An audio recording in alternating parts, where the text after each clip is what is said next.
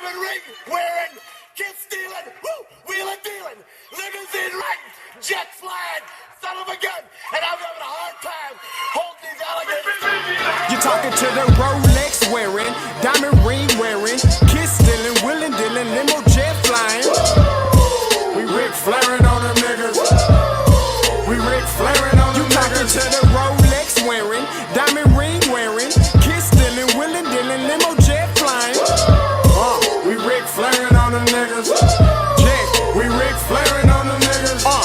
It's apparent these girls staring. I'm Ric Flairing, gold across my chest. I'm fresh to death, I'm Paul Bearing, not at all scary. One eye open like Betty Wops and find to these Urkels that's going in like a carry shot. Woo! I'm going in like a Mary Pop off that Mary Crop at the top flow at the Marriott. So questioning me is like questioning you. See, we the best dressed, so come and get blessed with the crew. Not one.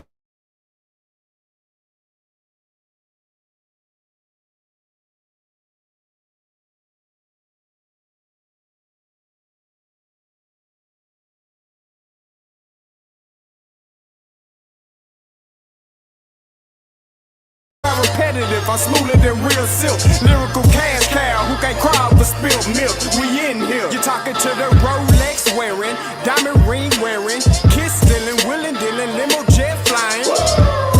We Ric Flairing on them niggas. We Ric Flairing on them niggas. You talking to the Rolex wearing, diamond ring wearing, kiss stealing, wheeling dealing, limo jet flying. We Ric Flairing on them niggas. We Ric Flairing on them niggas. This ain't no normal situation, this preparation with greatness. Industry full of fakeness, it's really up for the taking. See, life is what happened to you, more so how you take it. Don't get stripped of your knowledge and mentally leave you naked. I like to live otherwise. I'm sorry that I'm fresh to death. I put the polo and apologize. See, black son, we ain't nothing like the mother guys. Quit to socialize, we organize, then we mobilize. Off the deep end like a scuba diver. And no confusion, just keep it pushing like Uber drivers. Woo! Business fresh just like a supervisor in a Gucci visor. Can't find a smoother rhymer. You're talking to the Rolex wearing, diamond ring wearing, kiss stealing, wheeling dealing, limo jet flying. We Ric Flairing on them niggas. We Ric Flairing on them niggas. You talking to the Rolex wearing, diamond ring wearing, kiss stealing, wheeling dealing, limo jet flying. We Ric Flairing on them niggas. We Ric Flairing on them niggas. Yeah, DQ baby. Shout out that boy Nigga for that fire track. Hey, Black Sun, sun up. What's up, Vinny Vegas? What in Vegas? Yeah. Shout out Pharaoh's Kids, D-Phase, yeah, Bubba C, yeah, Ric Flairing on them, Ric Flairing on them, Ric Flairing on them, Ric Flairing, son up, baby.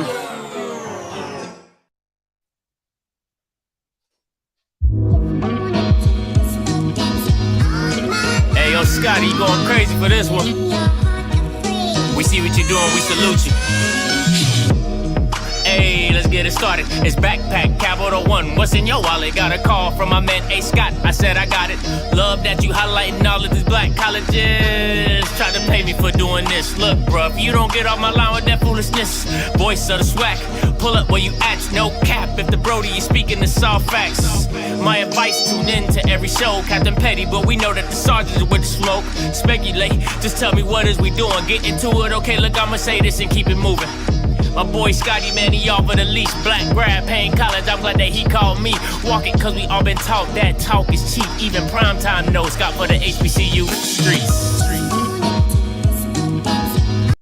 What is going on, everybody? It's your boy Scotty, and you're back with another one. And you watching Off Script. Listen, this is gonna be fun. You know, it's MEAC March. All right, you know, MEAC don't get a lot of shine out here in these days, but it is MEAC March.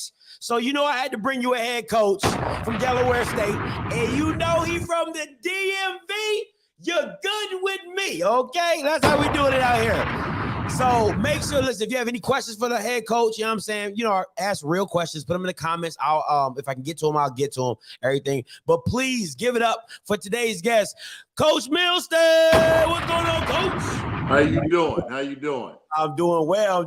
How about yourself? Man, I'm doing fantastic. Glad to be here. Oh, no, I'm glad to have you. I know you're a busy man, things going on. You know what I'm saying? I appreciate you taking the time to come on the channel for me. So listen, Coach. Keep it light and fluffy. You know what I'm saying? Little, nothing too hard. This ain't CNN. All right. Ain't no 60 minutes out here in these streets. But I usually like to start off with a lot of start bench cut, but I was like, I'm gonna switch it up. I need you to give me your top 5 offensive linemen of all time. Wow. Top 5 offensive linemen all time. Now it can be guards, tackles, centers, but just give me your top 5. Let's go Larry Little. Okay. Let's go Munoz. Oh, okay. Yep, Munoz. Let's go Eric Williams, my old teammate from the Cowboys. Okay. Jesse Sapolo. One who probably taught me the most about how to be a pro. And last but not least. And then I grew up watching Jim Lachey from the Washington football team. We can leave them out. I'm not a Cowboys fan out here in these streets, but no problem. I thought Larry Allen was going to be up in there. That's my guy. I love me some Larry Allen, but that's a great top 5, Coach. Appreciate it. So let's get into these rapid questions real quick. All right, your favorite football movie? Oh, favorite football movie. Oh, man. Probably Friday Night Lights. Oh, too easy. Oh, that's the movie right there. Mm-hmm. All right. Your last vacation. Oh, simple. Last vacation was to Florida. Okay. What part of Florida? Miami. Oh, okay. That's nice. I like that. The last show you binged, Netflix, Hulu, you know what I'm saying? Whatever. Oh, man. Cobra Kai. My daughter turned it on, walked away, and I'm sitting here eating dinner, and I watched the first episode. Next thing you know, I started watching, and then I got hooked. And so I asked her, I said, hey, did you finish Cobra Kai? She's like, no, I never watched it. So that was my last one. I got hooked on it, and I heard season 2 or the next season's out, and so I'll watch that as well. Man, Cobra Kai season 2 is out. It's good. It's really good. You should definitely make sure you get up on that. What is something people would never guess about you? People would never guess about me. Do you sing? You play in a band? No, I used to, for 2 years in high school, I was the president of my high school choir. I sung I've been singing my entire life from church. I was in the church choir, youth choir, growing up as a kid, and I carried it on until I got to college. And now I just sing for me, and that's it. Oh, okay. So you do little runs, huh? You do a little, little Temptations. I'm an old school guy. Okay. All right. Now, last question is for this one is any pregame routines or rituals you had to do before a game as a player and now as a coach? As a player, I didn't want to be talked to. I kept a set of headphones on to let people know that I didn't want to be talked to. I was locked and loaded. It's crazy because I had to think of the most heinous thing that could happen in my life in order for me to go out on the field and have that killer mentality. So I had a NWA tape, and back then in the late 80s, early 90s, that was probably the most hardcore rap that was out there. And so I would listen to that tape front, backwards. I knew all the songs, and that would get me in the mood to go out and play football because of, if you ever listen to an NWA tape, the lyrics are horrible. But, I mean, the things they say are totally illegal. But that got me in the mindset to go out there and play.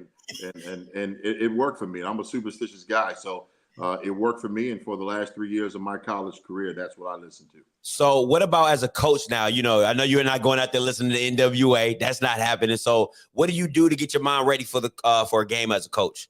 You know, the biggest thing as a coach is you want to make sure that everyone is prepared, whether it's your coaches, whether it's your players. And I walk around and I look in players' eyes, I look at coaches' eyes. I ask coaches, how do you feel? How do you think the players are? And the coaches will give me an honest answer. Coach, I don't know. I don't know. They look a little, and so that gives me a feedback on, what my pregame speech is going to be, because I don't write a pregame speech. I let God lead me. So 9 times out of 10, I don't even know what I'm going to say as I'm walking from the coach's locker room to the team locker room. I don't know what I'm going to say. I let the Spirit lead me, and usually it's mostly biblical related, real life instances, and give examples, and try to motivate my team to go out there and have a good day. So the biggest thing is that we do all the work during the week, and if you're not prepared during the week, then you're not going to be prepared. There's nothing I can say to get you prepared on game day to go out there and play. So motivational speeches are exactly what they are. They motivate you to take what you've already prepared for and go and execute it. But in order for me, if you're not hyped up to go play a football game, there's nothing I can say to you to get you hyped to go play a football game. That's real. Now, going a little deeper, how were you as a kid growing up? I didn't start playing football until I got 9th grade in high school at Lackey High School, which is in Charles County, Maryland. My mom wouldn't let me play. I'm a mama's boy. Still am. Call my mom every single day. At 52 years old, I still call her.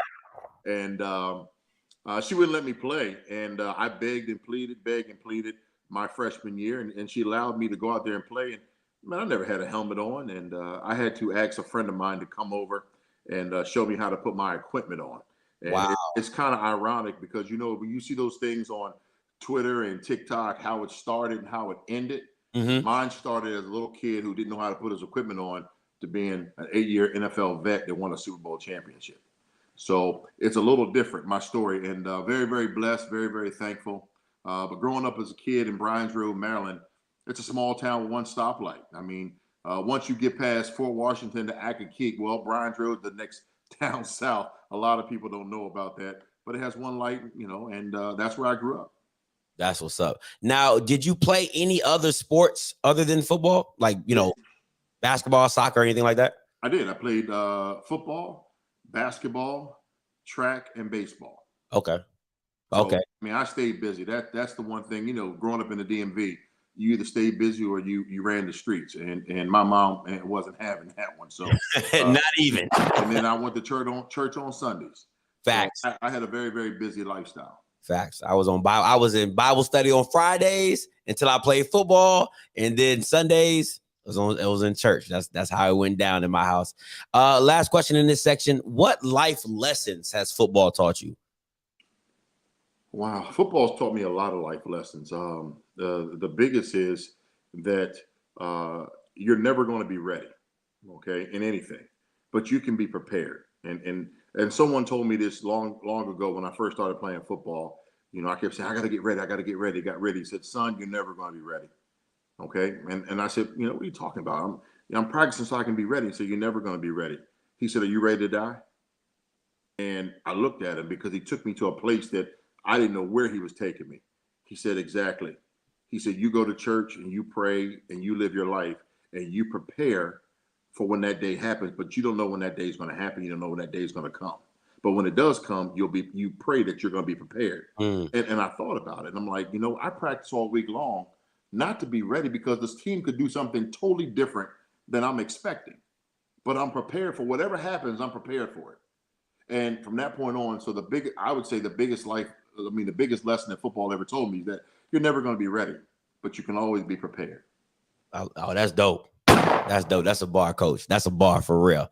All right. This next section is called Who Is. So it's going to be questions within your career, players that you coached, and you either use yourself or you answer with questions or players that you coached. What player would you have liked to have played with while in the NFL? Oh, man. I don't know. I can't answer that one because I started off with the Cowboys, and you're a Cowboys fan, so I got drafted by the Cowboys in '92. So I played with Michael Irvin, Troy Aikman, Emmitt Smith, those guys, and then I leave there and I go to Cleveland Browns, which that wasn't very good, but I love the city of Cleveland.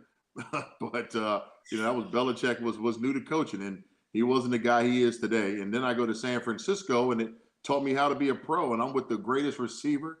And then my first year out there, not only with the greatest receiver, but I'm with the greatest defensive back, Deion Sanders. I played with some phenomenal players, Hall of Famers everywhere I've been. And then I leave the 49ers and I go to the Washington, we'll call the Redskins back then. And then I played with a guy, Hall of Famer named Darryl Green. So I guess, wow, I don't even know who I can even say that I would want to play with. But off the top of my mind, I would say, there's one person. There's one. And I watched him play against me or against the football team, and I was in awe, and that's Barry Sanders. Barry Sanders. Okay. Barry Sanders was the guy, man. I watched him torch our team, the 49ers. And it's crazy. I became a fan of his that day. It was unreal to see him, and I played against him a couple times, but that day in Candlestick Park, he put on the show by himself. And Barry Sanders would be one guy I would love to have blocked for. That's dope. I bet he would be like, hey, Rod, listen, all I need you to do is just give me a lane. Just give me a lane. I'm gonna do the rest. Just give me a lane. So Barry Sanders. All right. Who is the most competitive player you have coached at Delaware State? That's what this was. Who was the most competitive player? You knew in drills, field drills, on the game, he's going to bring it at 110%. You didn't even have to ask. The most competitive player that I've coached at Delaware State. If you got two of them, you can say two. If you got two off the top of your head. Wow, that's a difficult one. Very difficult. Only reason I'm saying that is that I'm trying to look at someone who hates to lose, which most players hate to lose. But somebody who just every day, I would say early in my career in Delaware State, it was a linebacker named Brian Cavalcante. Young man, just undersized middle linebacker, first team all conference, just played with a chip on his shoulder. In the games, he was phenomenal, but in practice, he would do the exact same thing. And played hurt, did everything we asked him to do, graduated and from Delaware State, and had a year left. And I wanted him to come on back, but he wanted to try his hand at a bigger university. End up going to Marshall, which I understand. It is what it is. The transfer portal is one of those things where kids can exercise that right. But he did the one thing I asked him to do. I asked him to graduate, and I asked him to play at a high level for me at Delaware State, and he fulfilled both of those dreams for me. So I would have to say Brian Cavalcante. Somebody else in here said this. He said, "Oh yeah, number 7 was Cole at linebacker." So somebody knows that. Somebody knows exactly who you're talking about. Yeah. I'm gonna have 2 more questions. What player were you most starstruck when you went to the league? You were like, "Oh snap!" Because you just told me all the names that you played with, that you seen. So what was the one guy you was like, "I cannot believe like I'm right next to such and such"? It was my rookie year. I had no idea I was gonna get drafted by Dallas. Had no clue. I really thought I was going to San Francisco in the 3rd round, or if not, I was going to go to Cleveland, to the Cleveland Browns, because those are the 2 teams that I had the most contact with. When I got the phone call from Jimmy Johnson saying, hey, how about them Cowboys? And hey, do you want to be a Cowboy? It was a no-brainer. So the first day I got there, and I'm sitting in my locker, and I see Troy Aikman walk through. He just left out the hot tub or sauna 1 to 2, and he walks through, and all he has on is a towel. And you know, I'm a straight guy, but I'm in awe because the guy who I've seen on TV is right there, and he damn near butt naked with a towel on. And I'm looking at him like, that can't be the Troy Aikman, not the, yeah. And so for some time, and it's crazy, even now, so seeing him and Michael Irvin, those guys I've seen on TV, but I think the most starstruck I got, I'm a retired Redskin or commander now, I guess you call it. And so when I go back to the alumni games and I see Art Monk, Joe Theismann, John Riggins, you know, although I'm an NFL guy, Super Bowl winner, that don't mean nothing. I grew up watching those guys. Raleigh McKenzie is one of my good friends, and I always look at him when we're hanging out, and I say, "Hey, Raleigh, you know you're still my hero." He's like, "Milstead, would you stop?" You know, but you know, I wore 63 because he wore 63. That's dope. That's dope. I guess I'm still starstruck when I see those guys because you know I remember the Fun Bunch. I remember Doug Williams when I see Doug Williams now, and I mean, hell, I got Doug's personal cell phone, and we talking, and I'm still starstruck for those guys because I grew up in the DMV and I grew up with those guys. I mean, watching those guys, and then you know, God had blessed me with the opportunity to play 2 years in back home, and I'm one of them now. But in my eyes, I'm still a fan. That's what's up. That's dope. Now, this last question might get you, but I'm gonna need a real answer. All right. You brought up your daughter. I don't know how old she is, so just if she's at college age, we're gonna say college age. If you have a daughter, what player would you allow her to date? Now, I'm gonna preface this comment. You've been coaching for some time, so if you want to go back to an old player you used to coach or a player currently, that's fine with me. But what the facial? What player would you allow her to date? Well, it's the facial is because I've already lived what you're saying. I have a daughter at Delaware State now who dates on and off one of my football players. Oh, and so for me, I've already crossed that bridge. I was hoping that it would never happen. Not saying that, but you know, as a head coach, I try to raise and coach these guys as if they're my sons. And so, you know, there's a certain way we act. There's a certain way we conduct business. There's a certain way we treat females. And so if my daughter found someone that I coach that's on my football team attractive, it's probably because a lot of the guys on our football team have the same characteristics as her father. That's fair. So I can't get mad at her for being attracted to a young man that I'm grooming to be in my image. Hey, ooh, that's a bar. And so when that happened, I just sat both of them down and I just said, hey, listen, I brought you here to play football, okay? I didn't bring you here to date my daughter, okay? I mean, to date one of my players. And they were at my dinner table. It was in the off season. And I just told them straight up, you know, I'm not going to get involved in this. I know how college relationships work, okay? This better not affect your football play, and this better not disrupt my football team. My daughter was like, why are you on his side? And I said, because I pay him $32,000 a year to be here, okay? I gave life to you. There's a difference, okay? He's here to perform a job. You know, he helps pay my salary. So I'm more concerned about him playing football than this relationship. Hey, that's fair. Hey, that's a real answer, coach. That's a real answer. I like that. I like that a lot. Appreciate the realness. Now, let's take it way back. Way back. Senior year out of Lackey High School. How was that? Amazing. I've been very, very blessed. Day one, Lackey High School football practice, senior year. I'm one of the captains, and I call everybody up and I tell them from this morning on, all we're going to think about is Bird Stadium. Nothing else matters. That's the goal. That's the standard. We got to practice. That's the expectation. We're going all the way 13-0 to Bird Stadium. God blessed us. We went 13-0, went to Bird Stadium, state champions. Let's go. Come on. Okay? And then I got a bonus gift from God. Not only did we win the state title in football, we won the state title in track as well. Hold on. Same year. Hold on. What did you? Were you offensive lineman in?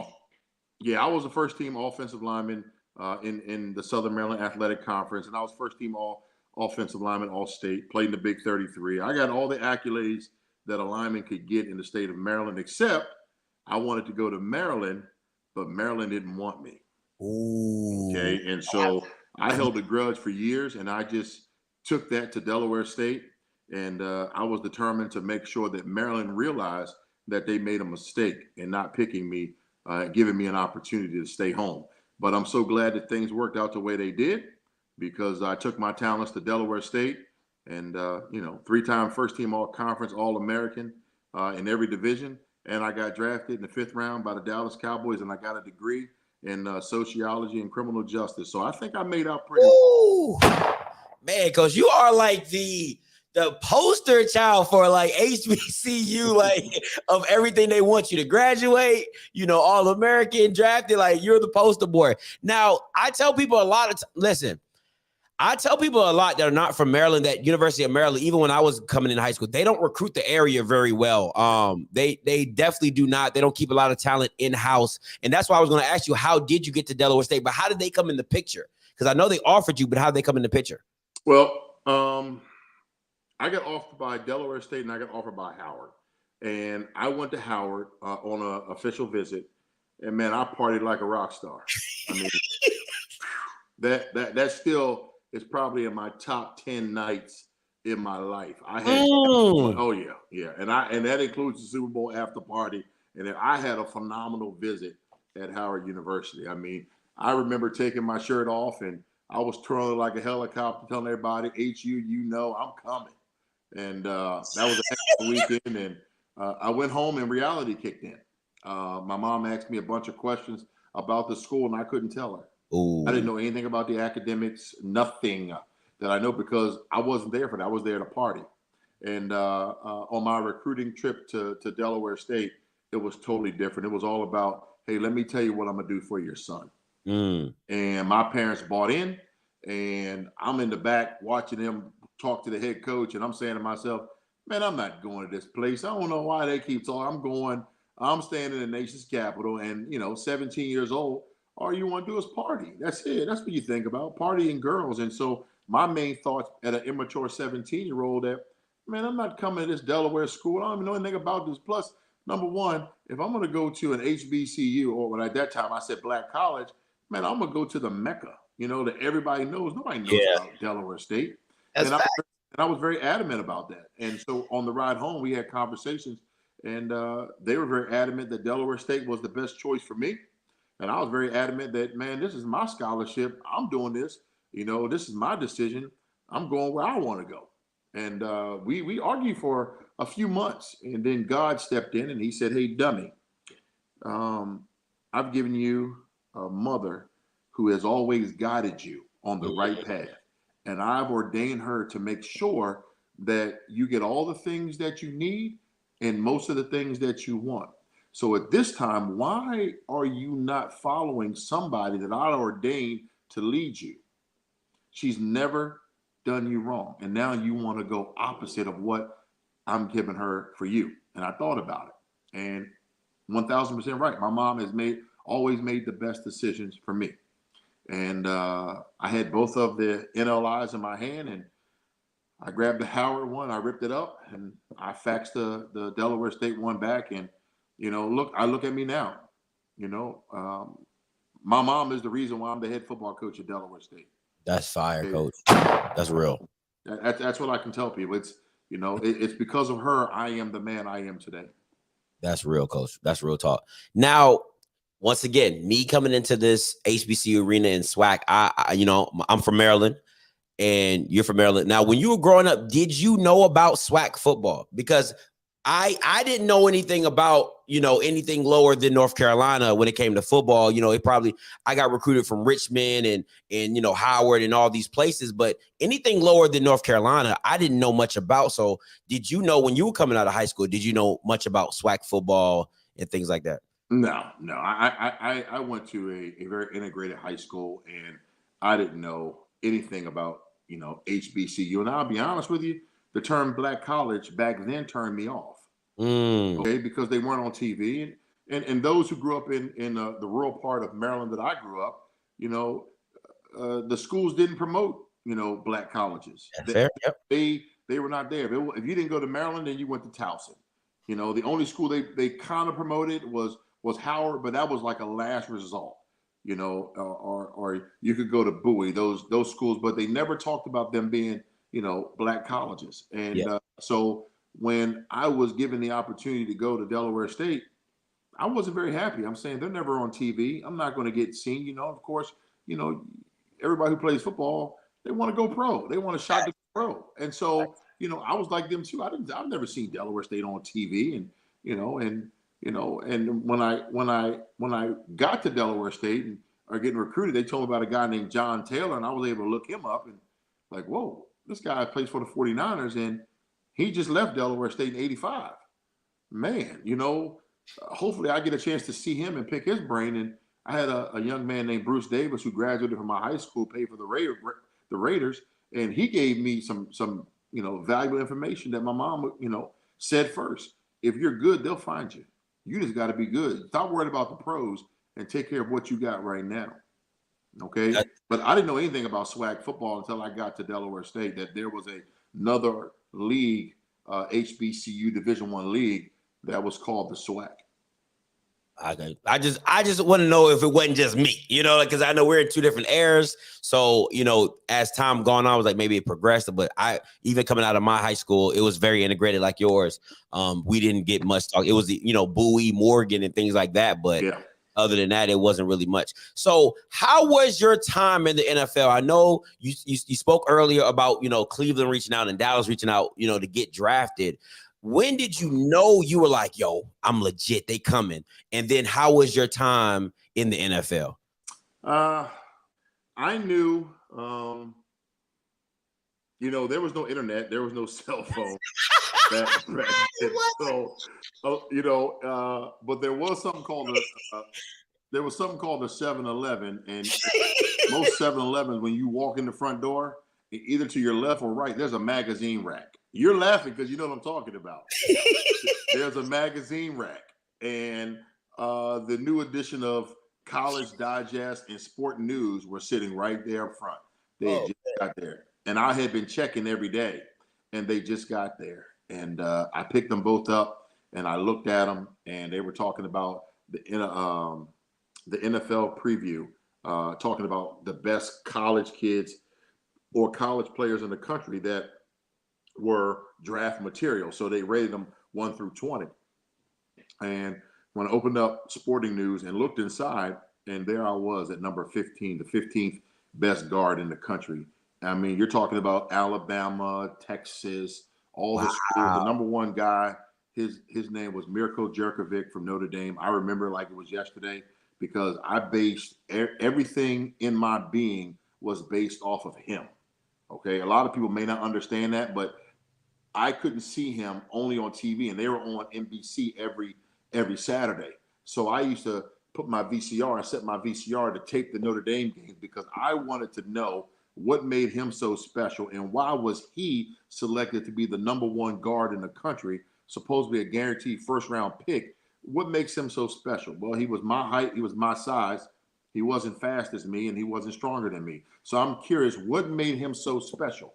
Okay, and so as the year went on, I kept looking at that, and I kept watching those games. I kept looking at his name, watching those games, and I just said, I got to be better than him. I don't care about the guys in the MEAC. I don't give a damn about them, because I'm the best guard in the MEAC, and that's all I kept telling myself. I don't care about those guys. I'm the best guard in the MEAC, and can't nobody hold a candle to me. I don't care who you are. So we played Youngstown State, and a guy named Pat Danko comes up. He's on the list on the defensive side. One of the best defensive line. I punished him. Yeah, punished him. Destroyed him. And so I knew at that point that I was on to something, and that, there's a good possibility this story could have a phenomenal ending. And then I got that letter from the Cowboys, a questionnaire came in the mail. telling me to sign it. So I got the first one. I sent that back. I got another one from the Falcons. I sent that back. And then on the daily basis, they were coming in. These questionnaires were coming in. And I would sign them, give them back to the mailman, send them back. And then at that point, during the course of my senior year, the scouts were coming in and they were asking to see me. And that's when I knew at that time that, you know, there's a good possibility this thing right here could really take off. And then in the NFL, it was first 2 years were kind of dysfunctional. I really didn't learn much. It felt like an abbreviated college. We partied all the time in Cleveland. We didn't win very many games, but when we did win one, it was a bigger party. Even when we lost, it was a big party. So it was no differentiating. You're winning or you're losing, and it was just okay. When I got to San Francisco, my third year, it was totally different. The expectation and the standard were, if you don't win a Super Bowl, your season's a bust. And I'm saying to myself, where the hell y'all come from? Shit, if we win 8 games, the party should be over. Yeah, what are you talking about? I just came from a team that we might won like 5 or 6, dude. You better get out my face. First one we win, I'm out. Okay. It was a little bit different. And so when I get to San Fran, I'm looking at Jerry Rice, Deion Sanders, you know, all these guys, Steve Young. I see these guys every day. And they're expecting you to do your job at the highest level. Ain't no ifs, ands, or buts. You mess up in practice, guys look at you with the side eye. Like, yo, hey, Rod, let's go, get it together. I remember being in practice one day, and I kept false starting. My mind was someplace else. I had a fight with my girlfriend at the time, and, you know, it was crazy. And I was at practice, and I wasn't locked in. And I remember Steve Young saying to me, "Hey, what's wrong with you? You know, what's wrong with you? You're not here today. What's going on?" And I just couldn't get it right. And so after practice, Steve took me aside, and we did snaps. I was playing center and guard, and we did snaps. And you know, you're talking about an all-pro guy coming out with a guy he just met, and he's working with him because he knows he's got to elevate my play to meet the standard of the 49ers. And when that happened, it just opened my eyes up that, you know what, dude, you got to be a pro all the time, regardless of what's going on in your life. You have to be a pro. You have a job to do, and can't nothing, okay, for those 2.5, 3 hours, can't nothing stop your focus. Okay, why is Jerry Rice so good? Because he focused for 2 hours every time he got on the field. Every time he focused. Deion the same way. Those guys just stayed focused. That 49er team is probably the best team I've ever played on in my entire life because of the way they worked every single day. So they taught me how to be a pro. And that was the one thing that I can honestly say, my 4 years in San Francisco were probably the best years in terms of learning how to be a pro. But the 2 years I spent in Washington were probably the most fulfilling years because I was able to do something that my parents had never had in their life. And that was the opportunity to get them season tickets for 2 years.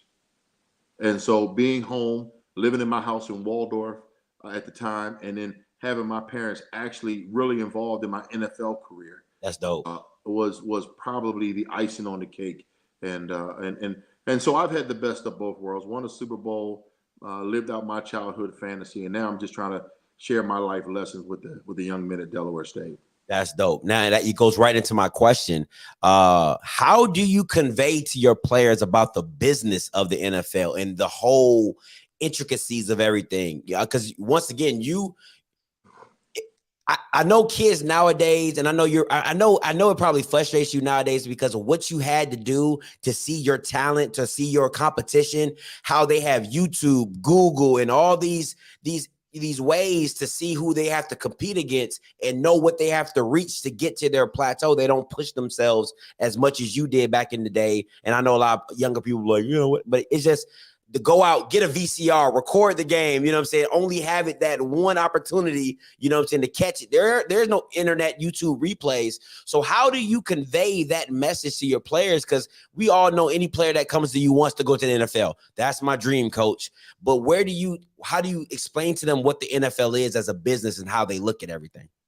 Well, I tell the guys who come to Delaware State, and of course, most of them have done their research, their background. You walk in my office, you see the jerseys on the wall, you see the helmets, and it looks good, you know. And I do that for our guys. I want them to see that someone who walked these same halls, who slept in the same dorms, who had the same dream, you know, his dream came true. Okay, but I also tell them know that the chances of any of you guys getting an opportunity to work out for a pro scout is probably slim to none. And people look at me and say, well, you're a hypocrite because you did it. I'm not a hypocrite. I'm a realist. Okay. Every school in the country, whether it's Division III, NAIA 2, 1, every one on those teams won an opportunity to go play pro football. Okay. The chances are slim to none. That's why I push the education factor. Okay. Your chances are much greater of getting a college degree than to have an opportunity. Notice I didn't say make it. I said have an opportunity to try out for an NFL scout. Okay. And understand, God is only going to bless you. Okay. What you have in your hand. He blesses you and he puts it in your hand.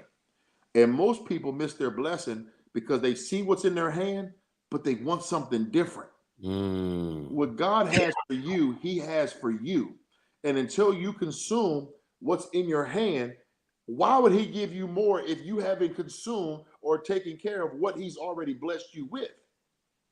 Sometimes what he's blessed you with is not the talent to play football. It may be the talent to be a mentor. It may be a talent to be a leader. It may be a talent to be a gospel singer. Who knows? Yeah. But it may not be football. But until you maximize your talent, he's not going to bless you with anything else. And so when people say, well, how did you make it? It's because I maximized my talent. That's what I did. I maximized my talent. In 11th grade, I told my mom, I want to go play pro football. And she looked at me. I told my friends, I want to go play pro football. They looked at me. They laughed. Everyone thought it was funny. But it wasn't funny to me. It became my reality.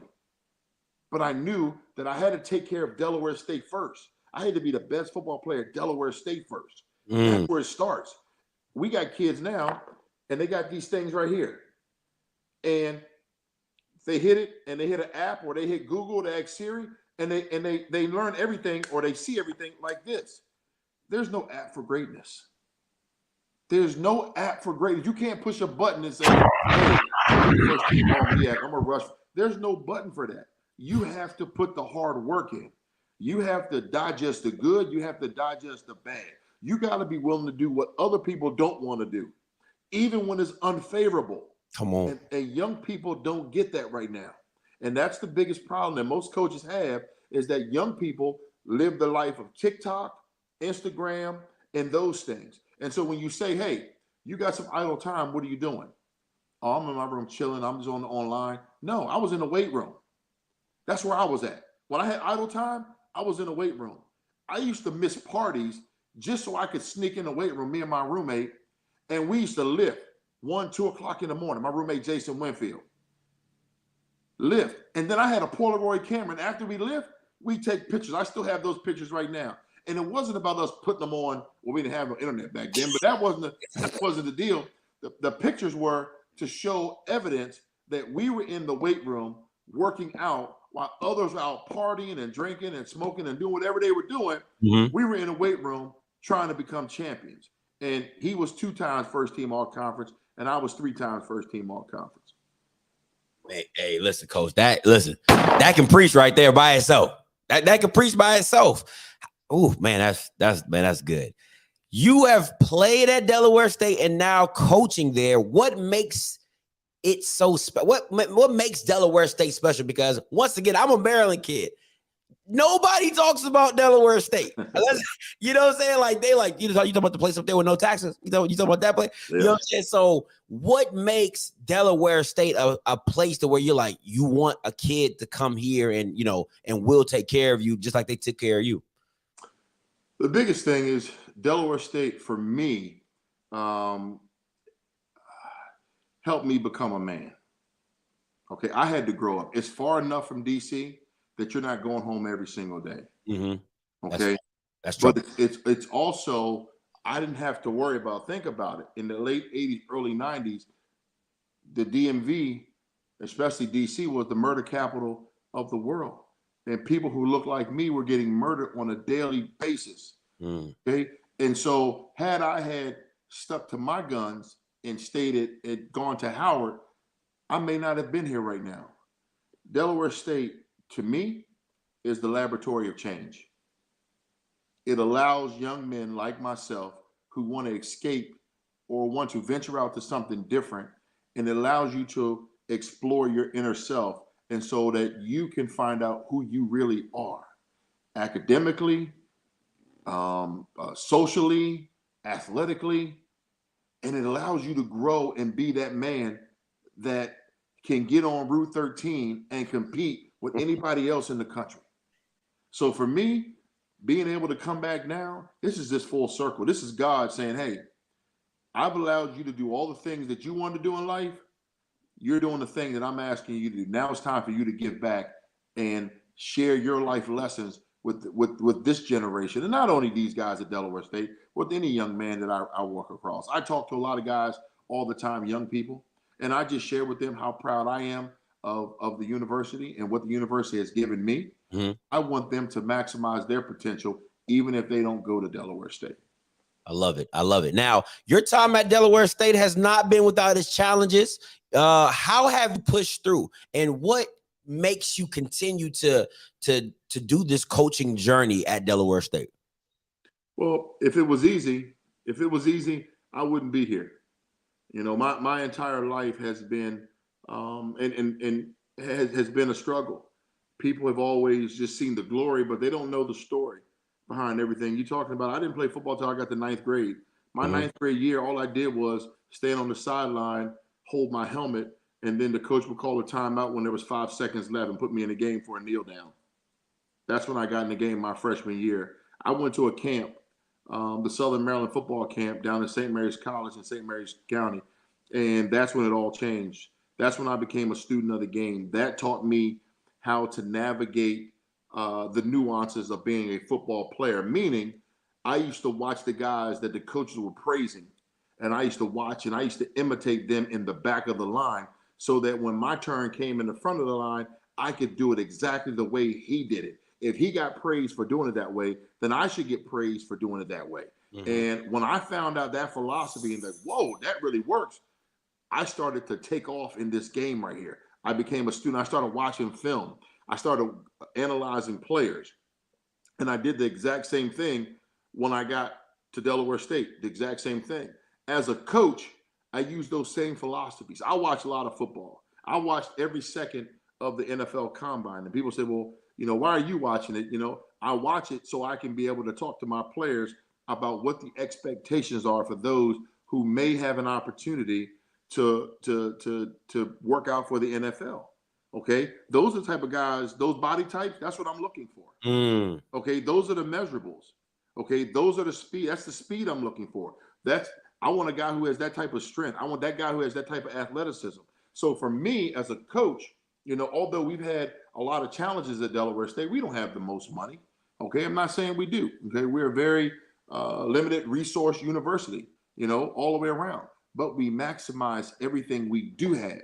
And the one thing that I've learned since I've been at Delaware State, and I've had my moments, I've had my Rob MILSTEAD moments where I'm frustrated because of the things we don't have. Then I ask myself, why are you worried about things that you don't have instead of maximizing the things that you do have? We got an 8,500 square foot weight room with 18 racks in it. Whoa. Every weight you could think of. Okay. Let's maximize that. Okay. We don't have the best stadium. We don't have the best locker room. But how many times have you seen a stadium and a locker room win a football game for you? It doesn't. Okay. But that weight room will. Heck yeah. Let's focus in on those things. So I'm giving up on the challenges. I don't care about the challenge. There ain't no challenge I can't overcome. And there's no challenge that a player can't overcome. He just got to get his mindset right and stop worrying about what he doesn't have and maximize what he does have. See, when I was at Delaware State, our weight room was probably maybe 800 square feet, if that. We had 2 bench press and 2 squat racks, okay? And if somebody was squatting, you couldn't bench because we didn't have enough weights. But guess what? Look at my story. Look where I end up. I bench pressed 225 26 times at the combine. Okay, I ran a 4.7 140 at 293 pounds. So as a coach, I don't focus in on what I don't have. I'm going to keep fighting for what I don't have, but I'm going to focus in on what I do have. And we will make it work. That's it. And although we have challenges, the challenges, I can't let it consume me because it'll take away from me from being the best coach I can be. And my players don't know. Our players think we got millions of dollars. They don't know because I maximize everything that we have to make sure that our players don't miss a beat. Players get shoes, they get sweatsuits, they get shorts, they get multiple pair of shirts, they get everything that the big schools get, Delaware State kids get. And I'm so thankful that we've been able to do that. I don't have time to worry about the challenges. I love it, Coach. I love it, man. You're preaching today. You're preaching today. Let's get into a little bit of this 2021 Delaware State defense. I mean, I believe you had 3 players on the first team defense.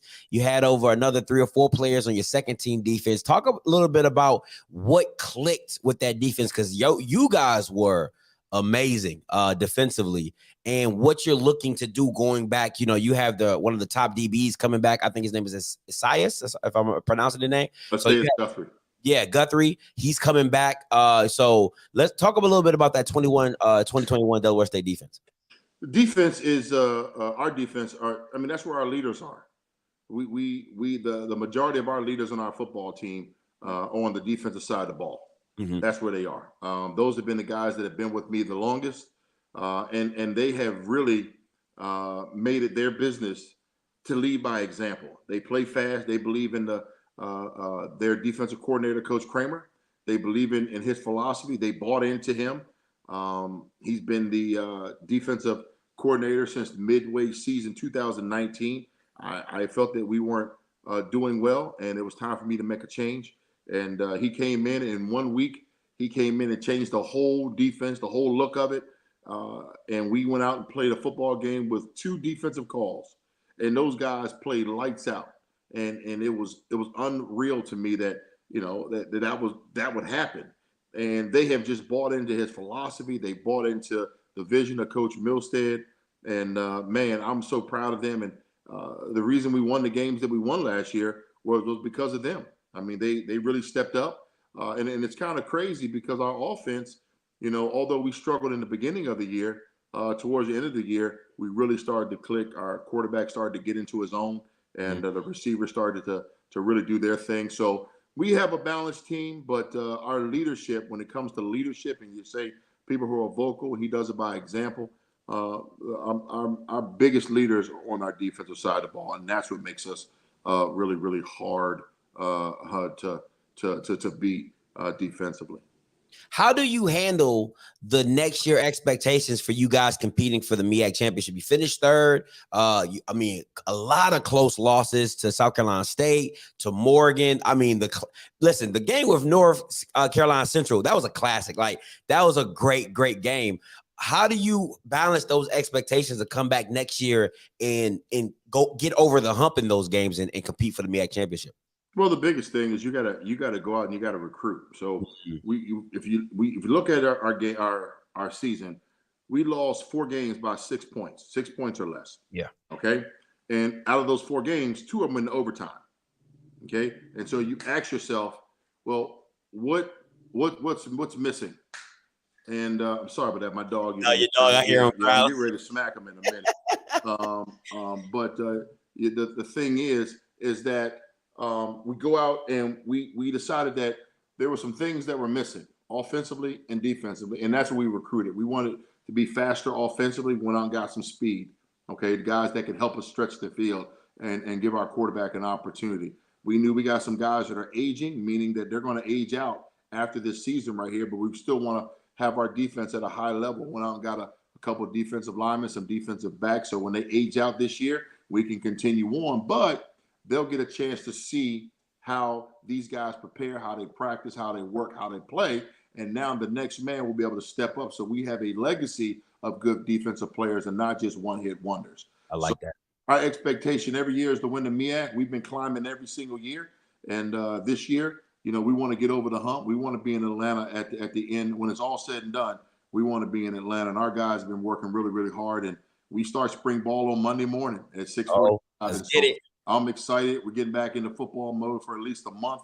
Our kids have been working really, really hard since January, and so we're excited about getting it going again. And our spring game is going to be April 9th. Everybody's invited. You know what? I might listen. I cover mostly SWAC, but I'm a DMV kid, so I might have to go shoot up to Delaware. See what y'all doing. See what y'all doing. All right. I really want to ask it. I really am interested. You coming from a coaching aspect, you being from the DMV area, is recruiting the area hard? Because one, people really be disrespecting Maryland like we don't got talent, because we stay with the football talent. But how is recruiting that area in general? The DMV is loaded with talent. Okay, loaded with talent. You can look at the Catholic schools. You can look at the DC public schools. You got Prince George's County. You got Montgomery County. You got Howard County. I mean, it is unbelievable. You got Charles St. Mary. So it's loaded with talent. Now, the one thing that I tell coaches when you come into the DMV, you got to know what schools got the powerhouse, got the talent. I mean, the Catholic League, the Mather, the St. John's, the Good Counsels. Those schools are always going to be loaded. Why? Because they recruit. Okay. But then you got powerhouses in PG County like Wise. Okay. That's very, very good. Who has say you got Dunbar out in Baltimore, which you go out a little bit outside the DMV, but you just got to know what schools to go to that generates talent on a year-to-year basis. And then some of your schools that don't, you still got to go visit them. So I tell our coaches, we want to visit every school in the DMV, everyone. Okay. Even if they don't have talent. Because when they do have talent, that coach is going to remember that you came into his building, and he's going to call you first. Hey, that's a bar, coach. You better be teaching somebody something real quick. Teaching somebody. Don't give them all your tips, all right? But because I'm from the MoCo area, Montgomery County. Yeah. That's how you do it. You know what I'm saying? Yep. So, but our schools, our powerhouses back in my day were Seneca Valley, Quince Orchard, those type of schools. They still are. They still doing it. They still kill it. So that is what it is. Let me ask you a few questions, then we're gonna move on. Why do you think the SWAC has a hard time beating MEAC teams in the Celebration Bowl? And before you answer this, they will say because you guys have 2 or 3 weeks because you don't have a championship game. That's what they say. Well, they're coming off their SWAC championship game. They have 1 or 2 week turnaround, and they got to play the MEAC teams. What would you say to that? And what do you think why the MEAC teams have been able to have such a powerful record against the SWAC teams? Well, the SWAC is a great league, and I'm not taking anything away from them. But so is the MEAC. We don't have as many teams, and we probably don't have the revenue that they generate. And Jackson State was off the scale with 53,000 fans, average per game. That's we've never played in front of 53,000 people, but we play football up north too, and that's what I tell people. We play football in the MEAC, and we put our pads on like they do. I'm quite sure that Buddy Pugh preached that to his kids the entire time, and at that particular time, everything was on my old teammate Deion Sanders. It was on him and his Jackson State, and how they were just they were having their way pretty much. They won the SWAC, and pretty much the world gave them the Celebration Bowl trophy. But we play football in the MEAC. Like I tell people, we do a little bit different. We run the football. They throw the football in the SWAC. That's the one difference. If you ever see the game, and if you look at it, that's what happened. South Carolina State started running the ball. Jackson State started putting 8, 9, 10 in the box. Then all of a sudden, Shaq got loose, and they had no answer for him. Mm-hmm. Okay, so if you really watch the football game, that's what happened.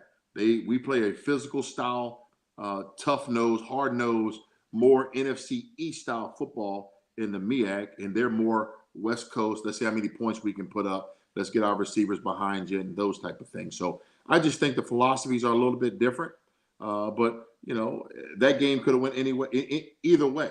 And there are some good football players in the SWAC, but there are also some good football players in the MEAC. All right, a couple more questions.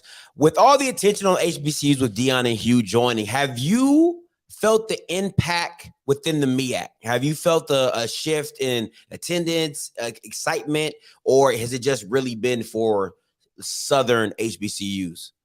Well, it's kind of funny. I welcome those guys because I was here first. Okay, I'm an NFL guy. I'm playing in I'm coaching in my alma mater, which is the HBCU. So I welcome them guys into the arena of coaching the HBCU. Being from the NFL. But yeah, I've seen the impact. There is an excitement about HBCU football, and Delaware State is probably the most north HBCU in the country, and we're going to pride ourselves on that. And we look forward to attracting more guys who have that Power 5 talent that say, you know what, I want to stick closer to home. I want to play at a school that is going to give me an opportunity to play. You realize a lot of guys go to these bigger schools and they say they go to Alabama, they go to Texas, they go to Clemson, but then they never play. Okay? That's the one thing that you want to do. If you want to be a guy that has that opportunity, and that's what HBCUs are doing right now. They're giving people an opportunity to play. That's the biggest thing. And so going to an HBCU, when you're a Power 5 guy, the possibilities of you playing are going to be greater. What you don't know and what you don't expect is a guy who looks just like you, who plays just like you, and that competition level, it's not going to be as sweet as you thought it was. It's a fight every single day. Okay. One thing about HBCU football, it ain't it's an easy game. Ain't no easy wins. I guarantee you on that one. Okay. You better pack a lunch because it's a fight every single day. I love it. I love it, Coach. I love it. All right, last question. Then we're going to get to this or that. What does a player need to do to get on Delaware State radar? Every coach, every team has measurables, whether it's offensive line or defensive line or whatever. But the biggest thing is play the best football that you can play and be the best student that you can be. That's the biggest thing. Share your film. If I don't see you, you can't get noticed. That's fair. That's fair. All right, Coach, we're going to go this or that. I'm going to give you two options. You pick your favorite, okay? Text or call? Old school call. City or country? Country. All right. Early bird or night owl? Early bird. Pancake or catch a touchdown as an O-lineman? Pancake. Oh, I love it. I love it. Celebration Bowl or FCS championship? You trying to get me fired now. Trying to get me damn fired. Okay. You're talking about a guy who won a state championship in high school, a guy who won a Super Bowl, and you're asking me if I like the Celebration Bowl or FCS championship, okay? You can go with no comment. It's fine. I get you. No, I'm going to comment on it. I'm going to comment on it. In present day text, I have to go with the Celebration Bowl. Okay.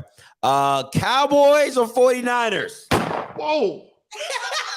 I'm bringing the heat. I'm bringing the heat. Because this one's super hard because the Cowboys gave me an opportunity, but the 49ers, I won a Super Bowl. But, I got to go with the 49ers because I played more football there. That's what's up. That's what's up. Zaxby's or God's Chicken? Oh, God's Chicken. iPhone or Android? Oh, iPhone. All right. And listen, Coach, before I let you go, do you have any NFL stories you can tell us that are, G-rated, PG-13 rated, you know what I'm saying? And then we can I will let you go finish your day. Any NFL stories that I can tell you. Like something crazy like you saw. Yeah, I can tell you something crazy. John Randall, Hall of Famer. Yeah, I can tell you something crazy. I was coaching a few years ago at La Plata High School, and I was sitting home, and I get this text from one of the players. Hey, Coach, is this you? And it was a video of me getting totally destroyed by John Randall. Oh. And, everybody, you like to win every play, but you don't. Yeah. And I got destroyed. And so I texted him back and I said, well, how do you know this is me? He screenshotted it, imploded it, and he caught the back of my jersey as the guy was face planting me in the ground. And I said, well, it's hard to argue with a man with facts. And I said, yes, that is me. that was one play I didn't win. And so I said, well, did you keep the film rolling for the next play in that game? He said, I'm going to look it up. He said, Coach, you cut him. I said, you damn right I cut him the next play. Because I was not letting him do that to me again. Oh, man. That was my funny story. He put it on, and it was actually, when you look at his Hall of Fame induction thing, I laugh at it now. But he posted me on that one as well. So well-deserved, one of the hardest football players that I've ever played with. But I was fighting for my man Bryant Young, who I practice again every single day, and he's going in this year from the 49ers. And God willing, I'm going to be there to watch, and just so proud of him. And I watched him mature and grow for those 4 years I was with the 49ers. Hell, I went up against him every single day. He's definitely deserving of it. That's what's up. That's what's up, Coach, man. Listen, I'm definitely going to keep track of y'all. You have made me a fan. I love what you're doing up there in Delaware State, and you're a DMV guy. So, DMV, you're good with me. So listen, Coach, I want to thank you for your time. Thank you for the interview. This was awesome. Any shout outs for you, your program, anybody you want to give a shout out to? Hey, always a shout out to that Delaware State family. Love you guys, man. I'm glad and so proud to be your head football coach. Hey, you guys stay tuned. We have one thing that I can tell you, that we got 7 home games. We're probably one of the only teams in the country, if there's any other FCS teams, that have 7 home games. We got 8 games in the state of Delaware. We will be in the DMV. We play Howard University. We're coming down to Norfolk, and then we got South Carolina State at their place. So we really only have 3 road games that are out of the state of Delaware, and then we go up top and play the university. Well, UD. We play those guys the second game of the season. So we have a tough schedule, but we're excited, and we get to do it at home this year. That's what's up, Coach. Hey, Coach Rod, I appreciate your time. I appreciate all the stuff that you've been pouring into your kids, and I wish nothing but the best for you in the season. Hey, God bless you. Thanks for having me. No way, anytime, Coach. Hey, guys, listen, man. Shout out to Coach Rod, man. This was a dope interview, man. I know you guys are trying to jump back and watch the Coach Prime documentary. Probably got me on one and got Coach Prime on the other one. But, man, shout out to Coach Rod. Shout out to the person running the Delaware State Instagram page who made this happen. Shout out to you. This was an awesome interview. So listen, if you don't know much about the MEAC and you want to know, go check out Delaware State, go check out Coach Rod and see what they're going to do next year for 2022. Listen, I don't have anything up. I'm probably going to do a Coach Prime, recap after I watch it, just like y'all watching it. So be tuned for that, maybe at 9:15, 9:30. But you know how I get down, man. Listen, whatever I'm feeling, it's whatever I'm feeling at the time. So I appreciate all you guys for being here, man, for real. I'm trying to get some more coaches, man. I'm in the works right now, trying to get more coaches from the MEAC. It is MEAC March, so I'm trying to do my part and do more and get them out there as well. So I'm trying to do that. But listen, we're going to try to keep bringing you some more MEAC players and MEAC coaches. All right. So until next time, you know what I'm going to do. I'm going to holler. God bless.